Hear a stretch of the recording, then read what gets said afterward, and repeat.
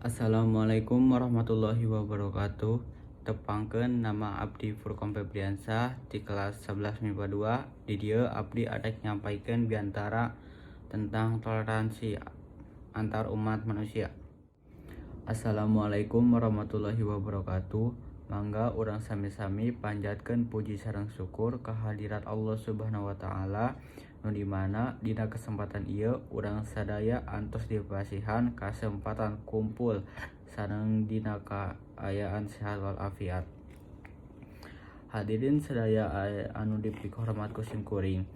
Toleransi mangrupikeun kersa nampi keyakinan sareng tingkah laku anu benten sareng naon anu urang gaduh anu urang henteu satuju atanapi dibenerkeun. Eta penting leres.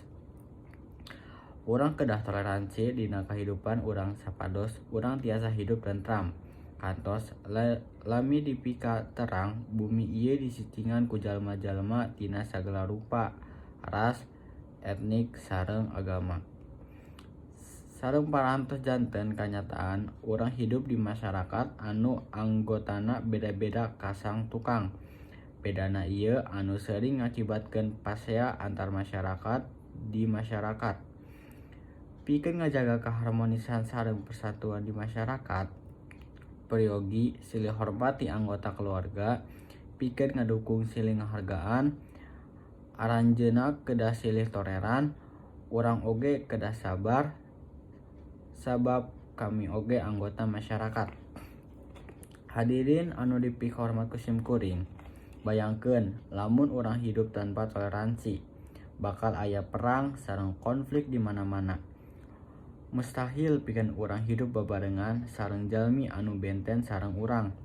Sieun disingkirkeun, dipoyok sareng dipoyok kusabab dirina seorang sareng naon anu aranjeunna pacanten.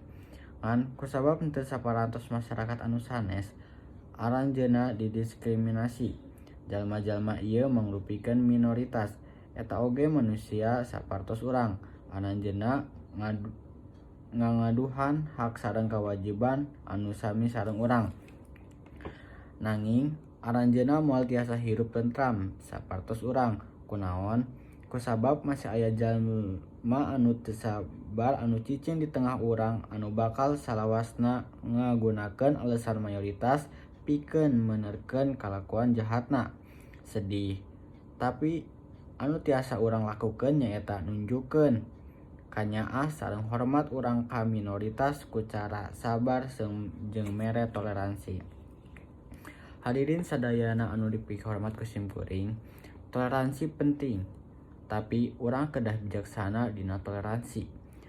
Naon ieu hartosna urang kedah nangtoskeun prinsip-prinsip urang dugi ka mana urang sabar kana hiji hal, sabab oge salah pikeun ditolerin tindakan sareng kepercayaan anu tiasa ngabahayakeun sareng tiasa nyebabkeun pangaruh negatif pikeun urang sareng masyarakat. Urang kedah terang iraha nolak sareng iraha henteu. Kami henteu tiasa sabar sadaya, toleransi sapartos hal-hal anu sae henteu kedah dianggoh teuing. Sakitu biantara ti abdi, bil kirang leuwihna nada dihamputeun ku sadaya. Wassalamualaikum warahmatullahi wabarakatuh.